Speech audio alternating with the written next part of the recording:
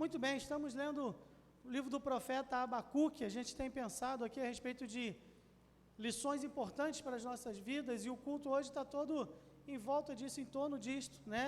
Música que Joel cantou, as músicas que nós temos cantado aqui, nós temos... É o meu microfone?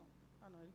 Nós precisamos a cada dia exercitar a nossa fé em Deus, né, a nossa confiança no Senhor, independente do que aconteça, até porque Abacuque tem nos ensinado...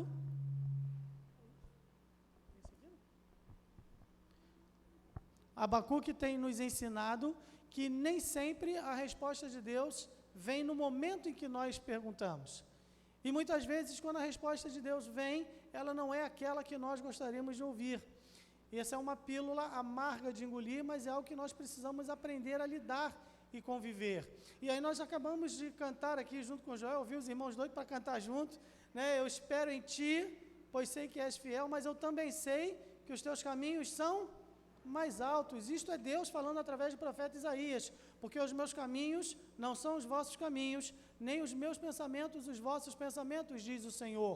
Porque assim como os meus caminhos são mais altos do que os vossos caminhos, os meus pensamentos são mais altos do que os vossos pensamentos. Mas é interessante que, mesmo no contexto de dificuldades, mesmo no contexto de lutas, mesmo no contexto de perdas, de perplexidades, de incertezas, de lágrimas, a gente pode sempre lembrar de um dos versículos, para mim, mais fantásticos que tem na Bíblia, que está em Isaías capítulo 49, versículo 15, quando vem a pergunta: pode porventura uma mulher esquecer-se tanto de seu filho que cria, de tal maneira que não se compadeça dele, do filho de seu ventre? Pode isso acontecer?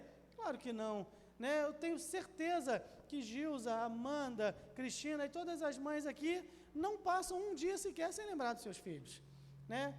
Tenha um, ou tenha 30, ou 40, ou 100, não importa, lembra de todos eles. E aí a pergunta é: pode uma mãe esquecer-se?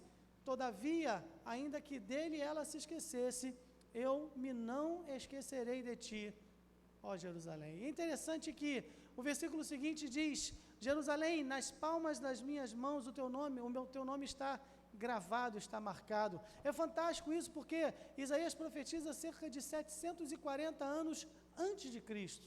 E aí Deus diz que o nome de Jerusalém está marcado nas palmas das mãos do Senhor. E lá, 740 anos depois, Jesus Cristo está sendo crucificado com as suas mãos abertas e o seu nome está gravado nas palmas daquelas mãos. O Senhor não se esquece de você, amém? E é isso que Abacuque está nos ensinando, e nós vamos continuar aqui, capítulo 2, do versículo 4 até o final do capítulo, versículo 20. A palavra de Deus diz assim: eis que a sua alma está orgulhosa, não é reta nele. Na versão Revista Atualizada diz: eis o soberbo, a sua alma não é reta nele, mas o justo pela sua fé viverá. Tanto mais que por ser dado ao vinho é desleal. Homem soberbo que não permanecerá, que alarga como inferno a sua alma, e é como a morte que não se farta, e ajunta a si todas as nações, e congrega a si todos os povos. Não levantarão, pois, todos estes contra ele uma parábola e um provérbio sarcástico contra ele? E se dirá: ai daquele que multiplica o que não é seu, até quando? E daquele que carrega sobre si dívidas. Porventura não se levantarão de repente os teus extorqueadores ou extorquidores, e não se despertarão os que te farão tremer, e não lhes servirás tu de despojo? Porquanto despojaste a muitas nações, todos os demais povos te despojarão a ti, por causa do sangue dos homens e da violência feita à terra, à cidade e a todos os que nela habitam. Ai daquele que para a sua casa ajunta cobiçosamente bens mal adquiridos, para pôr o seu ninho no alto a fim de se livrar do poder do mal. Vergonha maquinaste para a tua casa, destruindo tu a muitos povos, pecaste contra a tua alma, porque a pedra clamará da parede, e a trave lhe responderá do madeiramento. Ai daquele que edifica a cidade com sangue, e que funda a cidade com iniquidade. Porventura não vem do Senhor dos Exércitos que os povos trabalhem pelo fogo, e os homens se cansem em vão? Porque a terra se encherá do conhecimento da glória do Senhor, como as águas cobrem o mar. Ai daquele que dá de beber ao seu companheiro. Ai de ti, que adiciona a bebida ao teu furor e embebedas para ver a sua nudez. Serás farto de ignomínia em lugar de honra. Bebe tu também, e sê como um incircunciso. O cálice da mão direita do Senhor voltará a ti, e ignomínia cairá sobre a tua glória. Porque a violência cometida contra o Líbano te cobrirá, e a destruição das feras te amedrontará, por causa do sangue dos homens e da violência feita à terra, à cidade e a todos os que nela habitam. Que aproveita a imagem de escultura depois que a esculpiu o seu artífice? Ela é máscara e ensina mentira, para que quem a formou confie na sua obra, fazendo ídolos mudos? Ai daquele que diz ao pau, acorda, e a pedra muda, desperta. Pode isso ensinar? Eis que está coberta de ouro e de prata, mas dentro dela não há espírito algum, mas o Senhor está no seu santo templo, cale-se diante dele toda a terra. Irmãos, não é demais lembrar que Abacuque significa abraço. E é importante lembrar isso, porque Abacuque, no momento de crise, no momento de dor, no momento de medo, porque os caldeus estão chegando, a gente já viu o contexto, os caldeus são um povo cruel, um povo violento, um povo impiedoso, eles estão se aproximando, Deus diz, olha, eles vêm aí e eu vou usar os caldeus para castigar o povo de Israel, e o profeta está com medo, ele teme, mas ele coloca a sua fé em Deus, a gente tem visto isso, e depois ele diz, eu vou me colocar na minha torre de vigia e vou ficar olhando ao longe para ver o que Deus vai me dizer, e o que eu tenho que responder a Deus quando for questionado. Então Abacuque se abraça com o Senhor. É bom que para Deus não há Covid, em tempos de Covid não podemos nos abraçar, mas você pode se abraçar com o Senhor. Apegue-se ao Senhor, confie no nome do Senhor, coloque a sua vida nas mãos do Senhor, porque Ele está pronto a estar perto de você. E também significa abraço, porque Deus abraça o seu profeta, Ele não desiste de nós, mesmo em momentos em que Deus parece que está sendo duro, impiedoso, parece que Deus está sendo injusto, parece que Deus não está ligando muito para nós, ainda assim Deus está demonstrando o seu amor para conosco. A Bíblia diz que Deus repreende e castiga a todos quantos ama. Interessante que o autor aos Hebreus vai dizer, olha, Deus disciplina todos aqueles que são filhos de Deus. E ele diz uma palavra interessante, porque ele diz assim, mas se estáis sem disciplina, da qual todos são feitos participantes, sois o quê? Bastardos e não filhos. Interessante isso. Quando Deus me disciplina por algum motivo, é porque eu sou filho dele.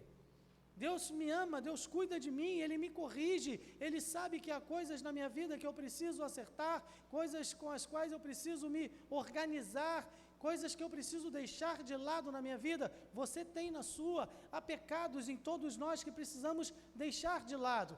A isto dá-se o nome de santificação, um processo que vai durar até o último suspiro nosso neste mundo. Enquanto estivermos do lado de cada eternidade, nós temos oportunidade e necessidade de santificação. Quando passarmos para o lado de lá, então estaremos perfeitamente santificados, plenamente glorificados, estaremos para sempre com o Senhor. Então, neste movimento de nos santificar, de nos corrigir, de nos ensinar, muitas vezes Deus age com rigor.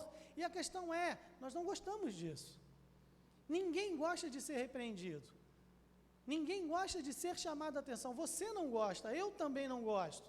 Nós não gostamos disso. Nós gostamos sempre que alguém nos diga o quão bons nós somos, o quão corretos nós somos, o quão importantes e valorosos nós somos. Mas quando alguém aponta alguma deficiência nossa, algo em que falhamos, isso no primeiro momento nos causa uma sensação ruim, não é verdade? Mas Deus trata conosco como um pai trata com o seu filho, um pai na real acepção da palavra, um pai que ama, um pai que cuida, um pai que se importa, um pai que leva a sério a criação e educação dos seus filhos. E é isso que Deus está fazendo com o povo de Israel. Veja, Ele diz para o povo de Israel, vocês vão ser castigados, eu vou usar a Babilônia. E é interessante, irmãos, porque eu já disse para os irmãos que a Babilônia ela surge como potência mundial no vácuo da queda do Império Assírio. Os assírios eram terríveis, eram cruéis, e quando eles saem de cena, agora a Babilônia começa a crescer e eles são piores do que os assírios.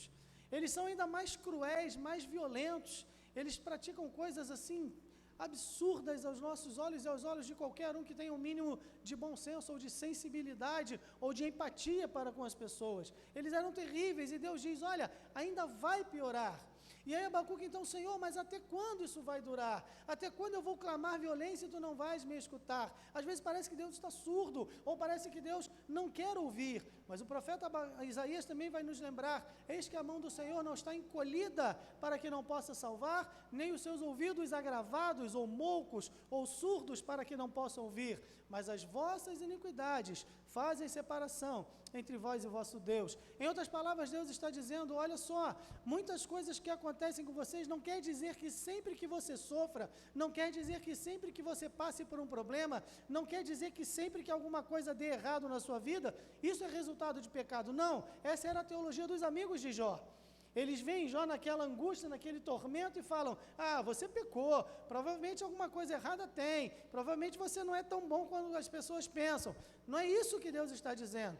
O que Deus está dizendo é que, em primeiro lugar, coisas ruins acontecem com pessoas boas também. Não é o fato de sermos crentes que vai nos impedir ou nos isentar ou nos blindar para que nada de ruim aconteça. Nós vivemos em um mundo que, diz o apóstolo João, jaz no maligno. Em um mundo que jaz no maligno, coisas ruins acontecem, e essas coisas ruins acontecem também a você e a mim, embora sendo crente.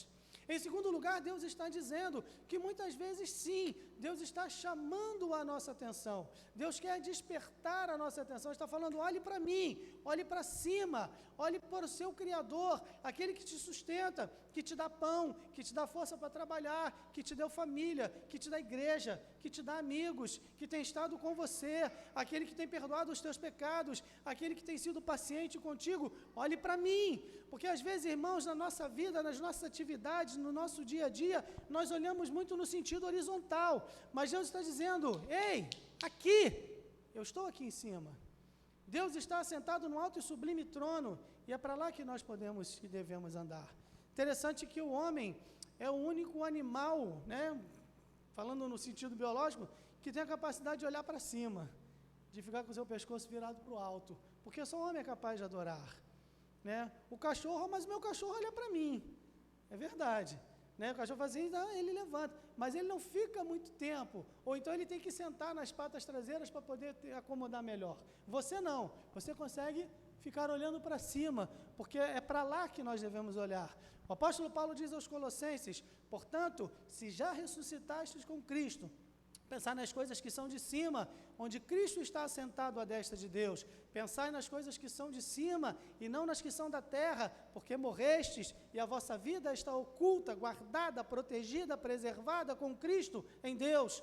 Quando Cristo, que é a nossa glória, se manifestar, então vós também vos manifestareis com Ele em glória. Colossenses capítulo 3, versículos de 1 a 4. Olhe para cima. Então Deus aqui, Ele começa a falar algumas coisas importantes para o profeta. O profeta, ele questiona Deus, ele coloca diante de Deus a sua amargura, diante de Deus o seu medo, as suas dúvidas. Depois ele diz: bom, agora eu deixei isso com Deus, a gente viu isso na semana passada, eu vou esperar o que Deus vai me dizer. E Deus começa a falar. E aí Deus fala algumas coisas interessantes aqui, e é importante nós notarmos que Deus, quando começa a falar, Ele está se referindo algumas vezes ao povo babilônio, né, aos caldeus, e outras vezes ao próprio povo de Israel. Isso de cara já nos ensina uma coisa muito importante. O mundo jaz no maligno. Aqueles que não conhecem a Deus serão chamados por Deus para prestar contas a Ele, mas nós, embora sendo crentes, não somos perfeitos, e muitas vezes Deus tem que lidar conosco mesmos. Matthew Henry dizia: nós temos que entender que as coisas estão ruins porque nós somos ruins. E se as coisas fossem tão ruins quanto ruins nós somos, elas seriam piores do que são. Vou repetir. Nós temos que entender que as coisas são ruins porque nós somos ruins. E se as coisas fossem tão ruins quanto ruins nós somos, elas seriam piores do que são. Na verdade, é a misericórdia do Senhor a causa de não sermos. É isso que nós precisamos entender. Quando entendemos estas coisas, quando entendemos que lidamos com um Deus que é grande, que é todo-poderoso, que é soberano, que é santo, santo, santo, um Deus que não pode conviver, coadunar, concordar com o pecado, aceitar o pecado. Eu estava falando hoje lá na classe de batismo. Por que qualquer pecado é suficiente para condenar o homem à perdição eterna? Não existem alguns pecados que são muito mais sérios, muito mais graves? Sim, é claro, a gente mesmo vê isso. A própria lei, ela estabelece penas diferentes para delitos diferentes. E a Bíblia diz que há pecados que Deus abomina ainda mais do que outros, mas qualquer pecado é suficiente para condenar o homem. John Owen dizia: existe no menor dos pecados um fogo suficiente para acender a fornalha de 5 infernos. Por quê?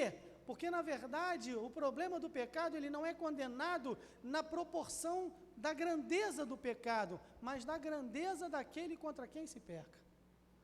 Esta é a questão. Nós pecamos e todo pecado, em última análise, é contra Deus. Davi vai dizer no Salmo 51, contra ti somente pequei, de modo que serás justo ao julgares. Todo pecado, em última análise, é contra Deus, ainda que eu faça algo contra Gilza, que a ofenda, que a magoe, que a prejudique, sim, mas em última análise o pecado é contra Deus. E é contra esta grandeza, contra esta santidade deste Deus que é santo, santo, santo, que pecamos. E é por isso que qualquer pecado nos afasta de Deus. Por isso devemos dar glória a Deus pela redenção que há em Cristo Jesus. Então fale glória a Deus. É isso. Porque se não for a Jesus, ai de nós. Vamos ver o que Deus diz. Ele começa dizendo: eis que a sua alma está orgulhosa, não é reta nele, mas o justo pela sua fé viverá. E aí, na verdade, Deus está falando do povo de Israel, porque ele diz assim: tanto mais que por ser dado ao vinho é desleal, homem soberbo que não permanecerá, que alarga como inferno a sua alma, é como a morte que não se farta, ajunta de si todas as nações e congrega a si todos os povos. O que Deus está dizendo é o seguinte: olha, os caldeus, eles são terríveis, eles são maus, eles são ímpios, mas o povo de Israel tem andado longe de mim há muito tempo.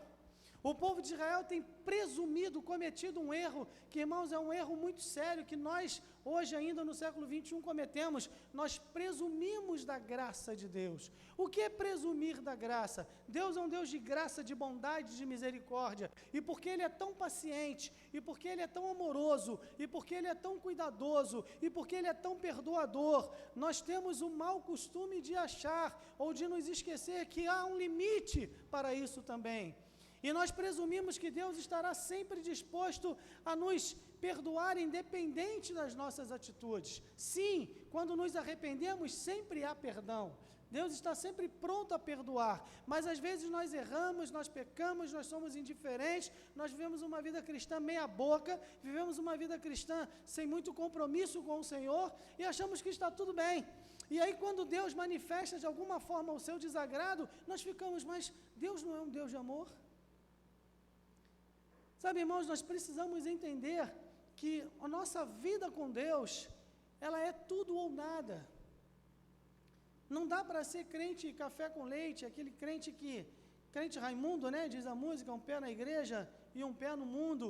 Nós precisamos, irmãos, o mundo precisa ver em você, em mim, em cada um de nós, e nós devemos nos questionar todos os dias: Senhor, a minha vida tem te agradado? Senhor, o meu compromisso é verdadeiro? Senhor, eu tenho me preocupado? Deus está em primeiro lugar na minha vida? Ele ocupa os meus pensamentos ao longo do dia? É a última coisa em que eu penso antes de dormir e a primeira que eu penso ao acordar? Nós precisamos desenvolver o hábito, irmãos, de orar antes de dormir e de orar ao acordar também. E a vida é tão corrida que às vezes a gente esquece disso. Já falei, aquele pessoal que vai orar antes de dormir, aí deita, puxa o cobertor, se ajeita, um barulhinho da chuva. Gilza já falou aqui, Gilza Tempo, já falou que vai chover de novo, não é isso? E aqui em Vaz Pequena, um lugar para chover. Às vezes eu falo, eu estou pastoreando em Manaus, chove todo dia. Eu passo do túnel para cá, está chovendo. Nunca vi isso, nunca vi tanta chuva assim. E aí vai chover, a gente se ajeita na cama, puxa o tafofa, o travesseiro e começa: Senhor, muito obrigado. Aí de manhã, quando toca o relógio, amém.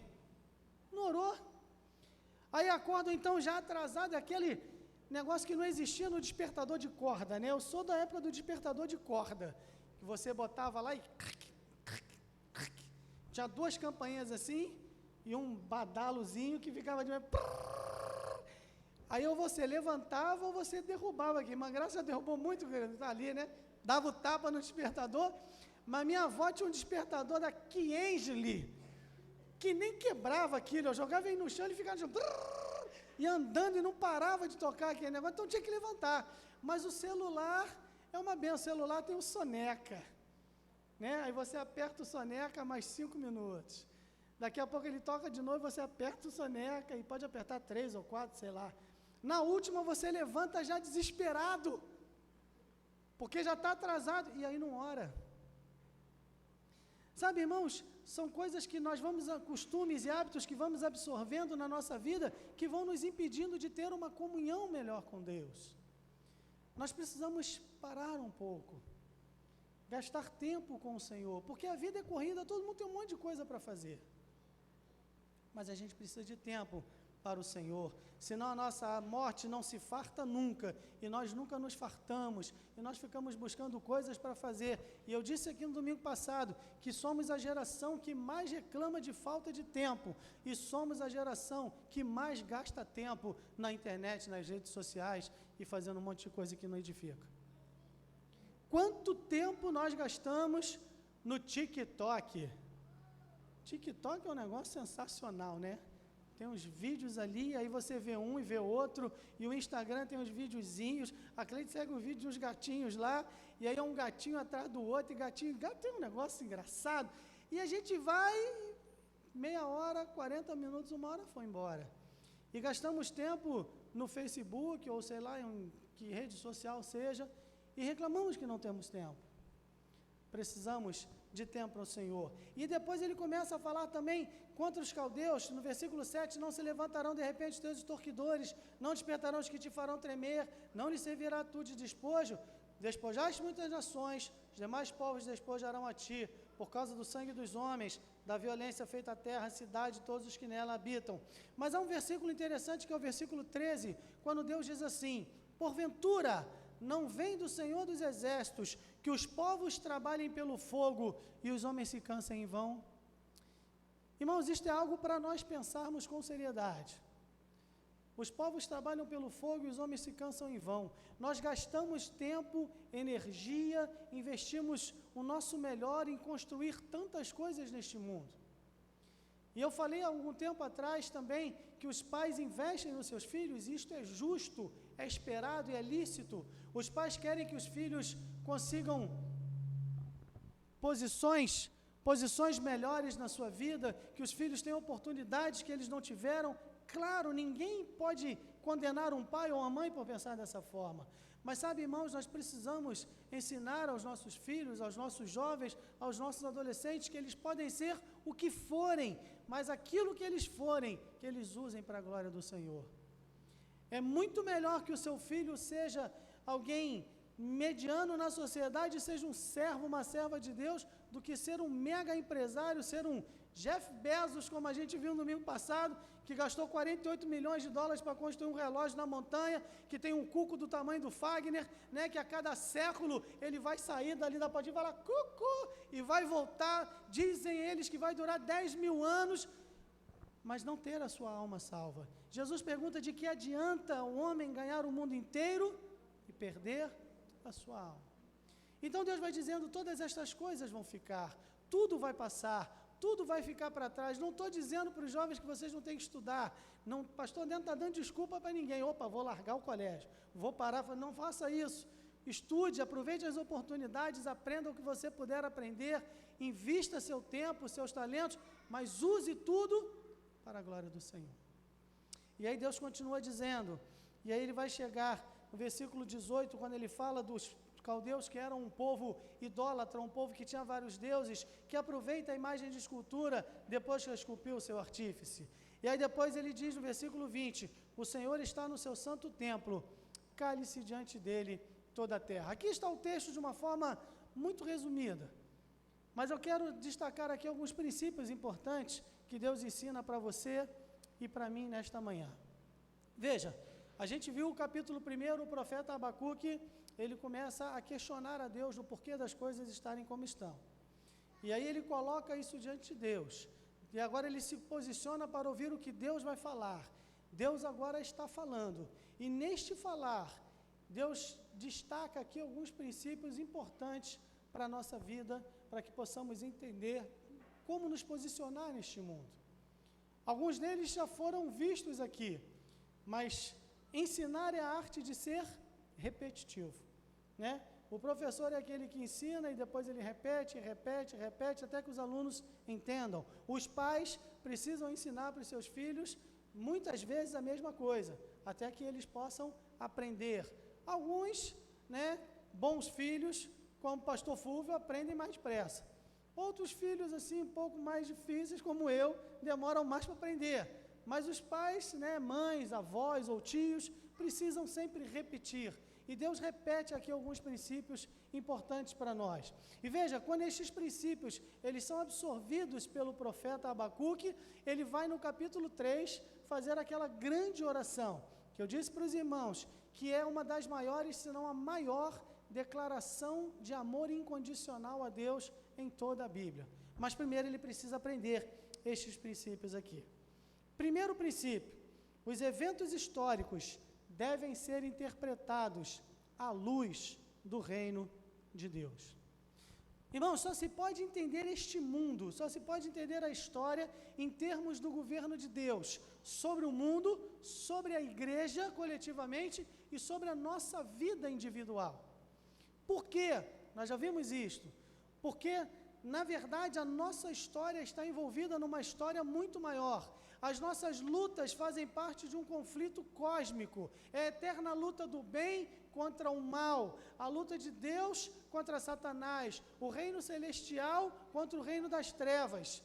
Então, quando nós somos tentados, quando Satanás investe contra a tua vida, quando Satanás tenta derrubar você, quando os pecados vão tomando conta do seu dia a dia, quando você vai esfriando na sua fé, quando você se afasta de Deus, e quando Deus toca no seu coração, e o Espírito Santo quer trazer você de volta, e você passa por um momento de crise, e você sente a sua total incapacidade de lidar com isso, quando, a exemplo do apóstolo Paulo, você exclama: miserável homem que sou, quem me livrará do corpo desta morte? Quando você em lágrimas chega diante do Senhor e diz: Senhor, Tu sabes da minha fraqueza, Tu sabes como eu queria ser melhor, Senhor, mas eu não consigo, mas isso é difícil demais para mim, Senhor, aqueles pecados que eu quero deixar de lado, eu não consigo deixar, eles estão agarrados em mim, eles estão enraizados, e eu não consigo falar o que Paulo diz, quando ele diz: deixando para trás o pecado que tão de perto nos assedia, é exatamente aquele, é se desvencilhar, é sacudir o pé e falar: sai de mim, mas Senhor, eu não consigo fazer isso. Quando você passa por esta situação, lembre-se de que você está envolvido em um conflito muito maior,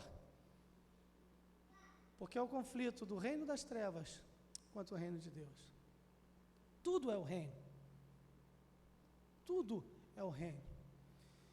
E nós já vimos na semana retrasada que todas as nações no Velho Testamento só têm relevância quando estão relacionadas ao povo de Israel. Todas as nações que são citadas no Novo Testamento só têm relevância quando estão relacionadas à Igreja de Deus. Porque no final das contas, reinos, impérios, empresas, multinacionais, fortunas, governadores, imperadores, presidentes, CEOs, filósofos, gênios da ciência, gênios da computação, gênios de qualquer tipo, tudo ficará para trás. O que será levado para o céu, o que será apresentado diante do Senhor, sem ruga, sem mácula, de forma gloriosa, aquela por quem Cristo morreu, deu a sua vida, é a igreja. Igreja. Então, tudo tem relevância quando ligado à história da igreja. O amor de Deus. A literatura fala de grandes obras, de grandes histórias de amor, né? A gente tem, todo mundo conhece, pelo menos, ainda que superficialmente, a história de Romeu e Julieta. Uma grande história de amor, né? Marília e Dirceu, também. Abelardo e Heloísa, também. Obras da literatura, obras de amor, Mônica e Cebolinha, não, Mônica e Cebolinha não, grandes histórias de amor que as pessoas gostam de ouvir, de ler e de contar, mas a maior história de amor de todas as eras é a história do amor de Deus pela igreja. É a história de um amor redentor, de um amor que se deu, que morreu, mas que ressuscitou e que por fim nos levará para estar com Ele para sempre. Isso é tão fantástico que a Bíblia chama isso de bodas do Cordeiro. É o casamento. É o casamento. Casamento é aquele momento de alegria, né, em que a noiva está mais linda do que nunca. Nenhuma mulher é tão linda quanto no dia do seu casamento. Eu já vi noivos feios, mas nunca vi nenhuma noiva feia. Toda noiva é bonita. Ela entra, ela aparece lá e é bonito demais. E todo mundo levanta para ver a noiva. Já reparou? As pessoas vão ao casamento para ver a noiva. Depois, a mãe da noiva. Depois, o pai da noiva.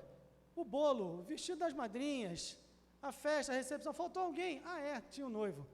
Ninguém dá a mínima para o noivo. O noivo é um coadjuvante na história. É isso? Mas há um poema, Terra de Emanuel, que é fantástico, quando diz assim: não para si, mas para o noivo, os olhos da noiva estão voltados. Não olharei para a multidão que está ao meu redor, mas para a alegria de todos os salvos. Naquele dia em que estarei para sempre no céu, diante do meu Senhor, meu noivo e meu rei, na terra de Emanuel. Já leu essa poesia? Você tem o hábito de ler poesia cristã? Mas isso é fantástico. A terra de Emanuel, a noiva entra, e a única que olha para o noivo é a noiva. Ninguém está nem aí para ela, mas ela olha para o noivo. Eu lembro do dia do meu casamento, a Cleide apareceu lá, linda. Aliás, a única noiva que é mais bonita hoje do que casou, é a Cleide. Mas vejam, a noiva aparece lá, e a noiva entra, e ela vai, olha para o noivo, e ela dá aquele passinho, e ela faz assim, e ela faz assim. E ela vai olhando para o noivo, e o noivo fica lá com cara de bobo, né, esperando a noiva chegar. Irmãos, a Bíblia diz que esse dia do encontro nosso com o Senhor será o casamento, as bodas. E nós vamos lá, um passo, outro passo, e olharemos para o lindo rosto de Jesus, para aqueles olhos maravilhosos, ouviremos aquela voz doce, veremos os seus braços abertos, e Ele dirá para nós: ah, minha noiva, venha para as bodas, porque eu me dei por você, porque eu criei você, porque eu resgatei você, porque ninguém tira você da minha mão, e agora estaremos juntos para sempre. É isso, irmãos, é isso. É a maior história de amor das eras. É a história do amor de Cristo pela sua igreja. Os eventos históricos devem ser interpretados à luz do reino de Deus. O reino de Deus, ele vive naquilo que os teólogos chamam na tensão do já e do ainda não. Ele já foi instaurado, mas ele ainda não está plenamente estabelecido. Isso dar-se-á quando Jesus Cristo voltar a este mundo. Mas há um segundo princípio importante aqui. A perplexidade face aos eventos correntes não é uma experiência nova. Não é uma experiência nova. Às vezes nós achamos que nós temos sido tolos o suficiente para achar que a nossa vida é a mais importante, que os nossos problemas são os mais importantes, que são exclusivos, que só nós que passamos por isso. Quantos servos de Deus no passado já enfrentaram dificuldades iguais ou piores do que as nossas? E muitas vezes essa perplexidade, elas vêm sobre nós para nos fazer lembrar que nós estamos apenas experimentando aquilo que a Igreja de Cristo já experimentou ao longo da sua longa história. Não é novidade. Não se impressione. Às vezes nós ficamos abatidos e pensando: puxa vida, esta época é tão difícil. E às vezes nós temos a ilusão de romantizar a igreja do passado, né? Hoje em dia é muito difícil ser crente. Mas será que na época da igreja primitiva era mais fácil? Porque, eu não sei, irmãos, porque pelo menos hoje ninguém nunca falou para mim que eu vou ser jogado por um leão, se eu for cristão. Crentes na época da igreja primitiva pagavam com sangue o fato de declararem que eram crentes. diga César é Senhor. Não, não. Jesus é Senhor. Isso custava a vida dos crentes. Será que é tão mais difícil hoje do que era antigamente? Cada época tem as suas particularidades, as suas dificuldades peculiares, mas de maneira geral, nunca foi fácil ser crente. E nunca será. É difícil para todos nós. Nós não podemos achar que os nossos problemas são mais difíceis do que os problemas de outros que já passaram. Não é coisa nova. Abacuque estava perplexo. O salmista, no Salmo 73, ele fala isso: verdadeiramente bom é Deus para com Israel. Ele começa fazendo essa declaração, mas essa é uma declaração que é feita, ele escreve este salmo, ou compõe este salmo, depois de já ter passado pela experiência. Então ele diz: verdadeiramente bom é Deus para com Israel. Mas então ele começa a dizer: quanto a mim, agora eu vou contar para vocês o que aconteceu. Quanto a mim, os meus pés quase resvalaram quando eu vi a prosperidade dos ímpios. As vacas deles não abortam, né? Eles estão sempre bem, eles têm sempre comida na mesa, eles estão sempre felizes. E eu estava numa dificuldade muito grande. E ele chega a dizer assim: o só pensar nestas coisas seria uma traição contra o povo de Deus. Até que eu entrei, ele fala assim, eu olhava essas coisas e eu me tornei, eu estou parafraseando, eu me tornei como um animal irracional, eu fiquei embrutecido, meu coração se amargurou, eu fiquei com o coração endurecido, até que entrei no santuário de Deus e atentei para o fim deles. É no momento em que ele se volta para Deus, que ele percebe que o fim dos ímpios será terrível, por mais que a vida deles pareça maravilhosa neste mundo. Mas lembre de uma coisa, só parece, nunca é. Então não é novidade. Nós temos que lembrar que as dificuldades vêm sobre cada geração, sobre cada grupo de crentes, sobre cada país. É muito difícil ser crente no Brasil. É muito difícil, mas é muito difícil ser crente na China, é muito difícil ser crente na Noruega, é muito difícil ser crente na França, é muito difícil ser crente em Angola, em Moçambique, na Guiné-Bissau, na Guiné Equatorial, é muito difícil ser crente em qualquer lugar. Porque Jesus diz: se o mundo vos odeia, sabei que antes de vós ele odiou a mim. Se vós fosseis do mundo, o mundo amaria o que é seu, mas porque não sois do mundo, antes do mundo vos escolhi, por isso o mundo vos odeia. Não é o servo maior do que seu senhor.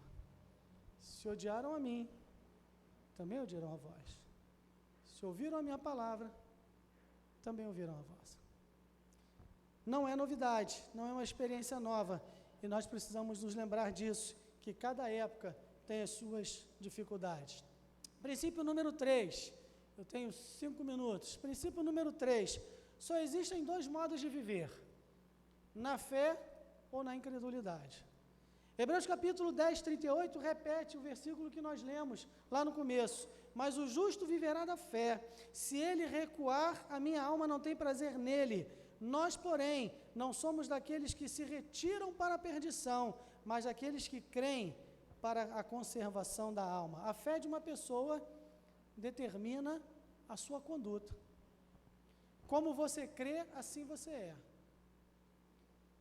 Se você crê num Deus que é grande, num Deus que é poderoso, num Deus que tem você na palma das mãos e que ninguém pode tirar você dali, então você enfrenta os problemas. Não quer dizer que você não sofra, não quer dizer que você não chore, não é boneco, tem sentimentos. Não quer dizer que você não se abata algumas vezes, somos humanos, somos carne, e o Salmo 103 diz: Deus conhece a nossa estrutura e lembra-se que somos pó. Deus sabe disso. Não quer dizer que nós não passemos por momentos e por dias ruins em que o nosso ânimo esmaece, fica enfraquecido. Não é isso. Mas quando nós cremos neste Deus que é grande, então nós nos colocamos de maneira diferente diante das tribulações. É a nossa fé, a maneira como cremos, que vai determinar como nós agimos. Viver pela fé é simplesmente acreditar no que Deus diz na sua palavra. Ainda que eu não entenda, porque há coisas que eu não entendo. E gosto de repetir isso. Pastor, tem coisas na Bíblia que eu não entendo. Eu também não. E ainda bem, porque se eu entendesse tudo que a Bíblia diz, eu seria maior do que a palavra de Deus. Isso é uma impossibilidade. Há coisas que nós não somos capazes de entender. Inclusive, Deuteronômio, capítulo 29, versículo 29, diz o quê? Exatamente isso. As coisas ocultas são para Deus, mas as reveladas para nós e nossos filhos, para que cumpramos todos os dias as palavras desta lei. Existem coisas que você nunca vai entender nesta vida, e eu também não. E é bom que seja assim, eu gosto. Quando eu vejo algumas coisas na Bíblia que eu olho e falo assim, caramba, eu não entendo isso. Eu não entendo isso. E eu fico feliz. Eu fico feliz porque se eu soubesse tudo, imagina. Então eu sou Deus. Então eu sou maior do que a palavra. Não é isso? Mas eu não sou. O menor não explica o maior. Essa semana o Gustavo me mandou uma pergunta, pastor, eu li um negócio aqui que eu não entendi. Eu falei, meu Deus, lá vem aquelas perguntas. Mas essa até que eu sabia mais ou menos, deu para ajudar. Mas há coisas que nós não temos resposta. Quem pode explicar de maneira definitiva a Trindade? Quem pode explicar de maneira plena a encarnação do Verbo? As duas naturezas de Jesus? Não, eu vou explicar aqui agora para os irmãos agora vão entender isso e nunca mais vão ter dúvida, hein? Anota aí. Quem é capaz de fazer isso? Há coisas que nós não entendemos. Mas viver pela fé não é deixar o cérebro embaixo do banco, deixar a mente em casa quando vem para a igreja, não se trata disso. Aliás, a Bíblia fala de arrependimento e a expressão no grego ali significa mudança de mente, pensar de novo, analisar. Deus inclusive nos chama, vinde e arrazoemos, vamos conversar, vamos argumentar. A Bíblia nos convida a pensar no mundo louco que nós vivemos, no mundo esotérico, no mundo de cristais, no mundo de gente que adora árvores, no mundo de gente que crê nas coisas mais bizarras. O Evangelho é o único sistema de crença que chama você a pensar, refletir e analisar. Mas há um limite para isto, que as nossas mentes são finitas. Mas viver pela fé é crer no que Deus diz, simplesmente porque Ele diz. Fé significa tomar a palavra de Deus e agir sobre ela em toda a minha vida. Em Lucas capítulo 5, os discípulos estão voltando de uma pescaria, ficaram a noite toda lá e não pescaram nada. E aí Jesus fala assim, Pedro, faze-te ao mar alto, ou faze-te ao largo, e lança as redes. E aí o que Pedro fala? Mestre, havendo trabalhado toda a noite, nada apanhamos, mas sobre a tua palavra lançarei as redes. Isso é fé. Como é que é a música? Lança a tua rede ao mar, creia na palavra de Deus. É isso, irmãos. É agir sobre a palavra de Deus. Se eu não pesquei nada, se eu fiquei aqui, nem uma piaba, né? Piaba, aquele peixinho assim, sem vergonha, nem uma piaba eu pesquei, Senhor. Já falei para os irmãos a minha experiência de pescaria, não falei? Um grande pescador. Fui uma vez na vida pescar, me arrastaram lá para Praça 15, aquele negócio da marinha lá, aquela água suja, cheia de óleo. Fiquei a noite toda lá segurando um anzol. Irmãos, vocês podem não acreditar, achar que é história de pescador. Mas de manhã eu pesquei um peixe desse tamanho. Não é desse não, aqui ó, o peixe está aqui é o microfone. Desse tamanho. Apesar que é um peixe assim, desse tamanho. Ridículo. E além do mais, eu tinha nojo para tirar o peixe do anzol. Não para de bater. Falei, o peixe não fica quieto. Dá uma paulada no peixe. Detesto pescaria. Vá pescar, mas não me chame. O fato é que, Senhor, não pesquei nada. Senhor, a minha vida não está funcionando. Senhor, as coisas estão dando errado. Nada está acontecendo. Mas sobre a tua palavra eu lanço a rede. Aquele que estiver em trevas, Isaías 50:10, pastor Fufo colocou isso outro dia aí, no grupo dos homens, aquele que estiver em trevas sem luz nenhuma, confie no nome do Senhor, firme-se sobre o nosso Deus. Profeta Abacuque vai dizer no capítulo 3, não hoje, já estourei meu tempo, profeta Abacuque vai dizer, o Senhor meu Deus é aquele que firma os meus pés sobre a rocha e me faz andar altaneiramente. A imagem aqui é de uma cabra cabra montesa. Já viu cabra montesa? A montanha assim, o bicho está lá em pé e fica assim, aí não cai. É isso, cabra montesa. O primeiro carro que eu tive era uma Fiat 147, eu chamava ela de Jael, cabra montesa, porque eu não subia a ladeira de jeito nenhum, chegando na ladeira eu morria e voltava. Mas veja, as cabras montesas, o Senhor firma os nossos pés sobre a rocha. Só existem dois modos de viver, na fé ou na incredulidade. Eu acabo aqui, perdoem extrapolar o tempo, mas o último princípio é que a vitória de Deus e a derrota do mal são uma certeza absoluta. A vitória de Deus e a derrota do mal são uma certeza absoluta. Tudo que é mal está sob o juízo de Deus. Nação após nação se elevou na história, apenas para cair um tempo depois. Mas o nosso Deus permanece para sempre. Filipenses capítulo 2, tende em vós o mesmo sentimento que houve em Cristo Jesus, o qual, sendo achado na forma de Deus, não teve por usurpação ser igual a Deus, mas achado na forma de servo, humilhou-se até a morte, tornou-se obediente até a morte, assumindo a forma de homem, e tornou-se obediente até a morte e morte de cruz, pelo que Deus o exaltou soberanamente, e lhe deu um nome que é sobre todo nome, para que ao nome de Jesus se dobre o quê? Todo o joelho, dos que estão nos céus, na terra e debaixo da terra, e toda língua confesse que Jesus Cristo é o para a glória de Deus Pai. Tudo vai passar, mas o Senhor é para sempre, e o Senhor não pode ser derrotado. Sabe, irmãos, venham os caldeus, venham os assírios, venham os amalequitas, os filisteus, venham os midianitas, venham os romanos, venham todos que quiserem vir. A vitória do Senhor é certa, inevitável e será gloriosa. Eu quero terminar convidando você a ler comigo, segunda carta de Pedro, capítulo 3. Bota aqui, por favor, desculpa, eu esqueci de passar para vocês. Não tem? Ah, tem. Então tá bom. 2 Pedro, capítulo 3, versículos 13 e 14. Nós vamos ler juntos estes versículos. 2 Pedro 3, versículos 13 e 14. Então vamos encerrar a nossa palavra nesta manhã. Depois Abacuque vai orar. E Abacuque, quando ora, é igual aquela musiquinha. Se começarmos a orar, esse templo treme. Oh, glória! Vamos lá. 2 Pedro 3, versículos 13 e 14. Todos juntos. Mas nós, segundo a sua promessa, aguardamos novos céus e nova terra, em que habita a justiça.